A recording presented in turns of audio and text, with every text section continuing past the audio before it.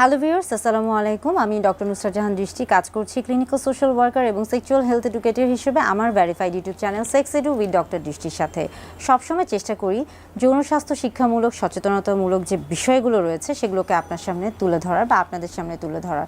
অনেক সময় অনেকেই আমার verified YouTube channel sex edu with doctor দৃষ্টিতে বিভিন্ন ধরনের যৌন স্বাস্থ্যমূলক বিশেষ কিছু প্রশ্ন করে থাকেন, যেগুলোর উত্তর দেওয়ার চেষ্টা করি একটু সহজভাবে ভিডিও বার্তার মাধ্যমে।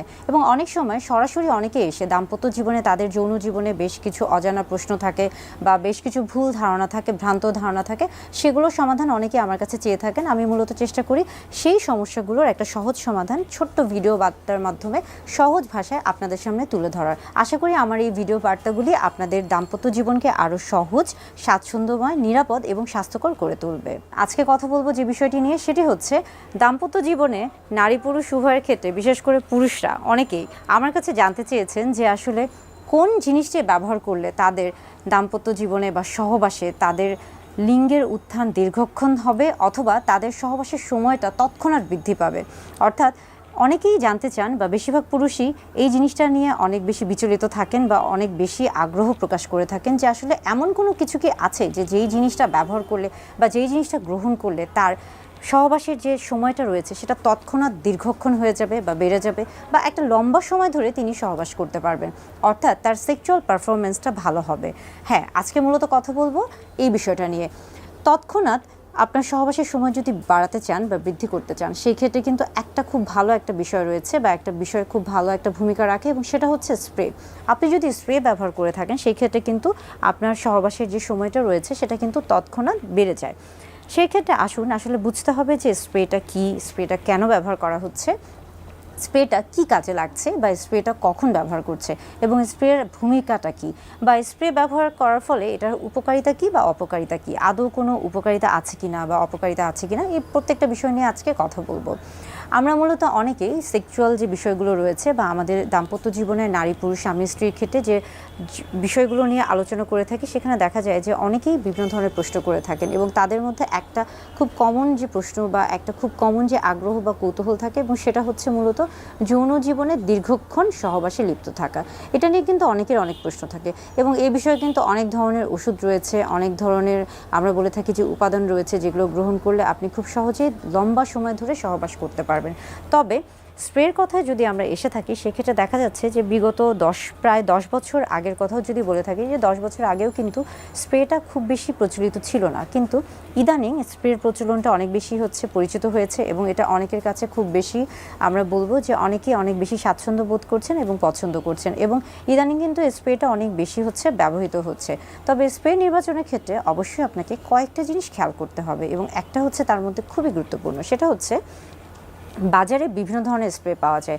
আপনি কোন স্প্রেটি ব্যবহার করছেন এবং সেটা আপনার শরীরের জন্য উপযোগী কিনা, কিংবা সেটা আপনার শরীরে কোনো ক্ষতিকর প্রভাব ফেলছে কিনা, সেটা অবশ্যই জানার জন্য একজন চিকিৎসকের পরামর্শ নেবেন। কারণ বাজারে যে ধরনের স্প্রেগুলো রয়েছে সেখানে কিন্তু বিভিন্ন ধরনের উপাদান থাকে। মূলত আমরা বলে থাকি যে স্প্রের ক্ষেত্রে বর্তমানে যে উপাদানটা ব্যবহার করা হয়ে থাকে এবং সেটা হচ্ছে লিডোকেইন। লিডোকেইন আসলে হচ্ছে স্প্রেকে দেখা যাচ্ছে যে আপনার এই যে সহবাসের যে সময়টা রয়েছে এটাকে দীর্ঘক্ষণ বাড়িয়ে তোলে।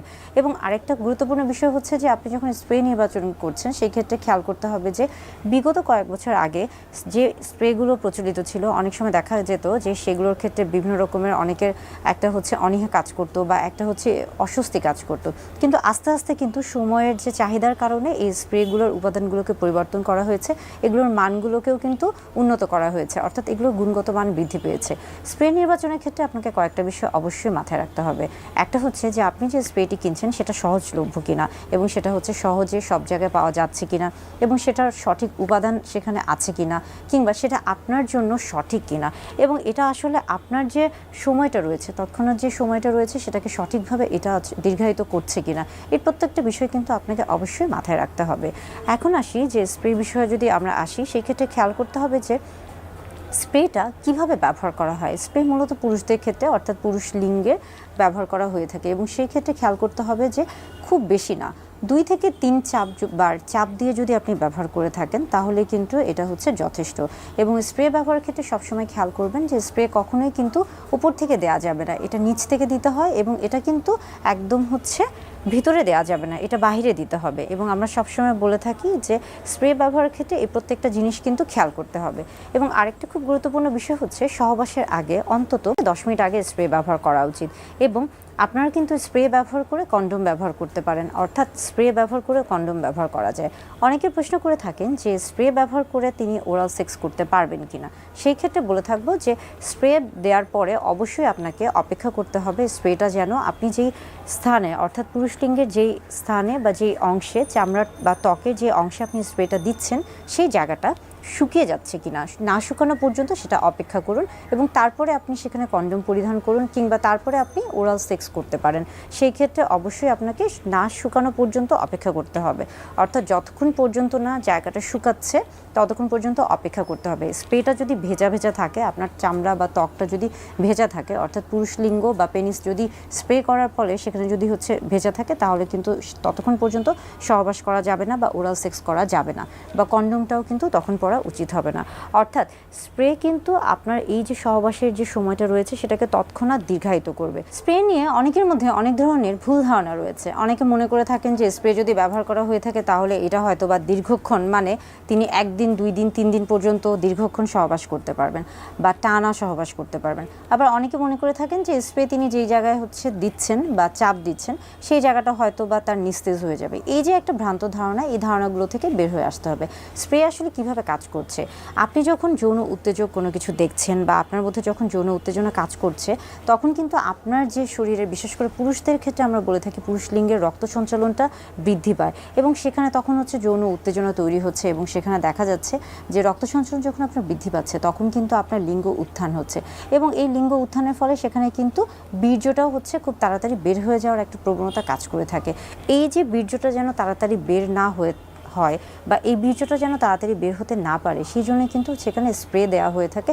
স্প্রের কাজ মূলত ওই জায়গাটাকে ওই মুহূর্তের জন্য নিস্তেজ করে দেয়া, যেন বীর্যটা বের হতে না পারে এবং দীর্ঘক্ষণ আপনার লিঙ্গের উত্থানটা বজায় থাকে এবং আপনি যেন দীর্ঘ সময় লম্বা সহবাস করতে পারেন বা দীর্ঘক্ষণ সহবাসে নিজেকে সক্রিয় ভূমিকা পালন করতে পারেন বা নিজেকে সক্রিয় রাখতে পারেন। অর্থাৎ স্প্রে বিভিন্নভাবে কিন্তু আপনার এই যে সহবাসের যে সময়টা রয়েছে সেটাকে তৎক্ষণাৎ দীর্ঘ করছে, যার ফলে স্প্রের কিন্তু একটা ভালো ভূমিকা রয়েছে। তবে স্প্রে নির্বাচনের ক্ষেত্রে আবারও বলছি যে আপনার জন্য কোন স্প্রেটি আসলে সঠিক, বা স্প্রেটা আপনি যেটা ব্যবহার করছেন সেটা সঠিক কিনা বা কোনটা ব্যবহার করা উচিত, সেটার ক্ষেত্রে কিন্তু অবশ্যই একজন চিকিৎসকের পরামর্শ নেবেন। তবে স্প্রে নির্বাচনের ক্ষেত্রে আবারও বলছি যে আপনার জন্য কোন স্প্রেটি আসলে সঠিক, বা স্প্রেটা আপনি যেটা ব্যবহার করছেন সেটা সঠিক কিনা বা কোনটা ব্যবহার করা উচিত, সেটার ক্ষেত্রে কিন্তু অবশ্যই একজন চিকিৎসকের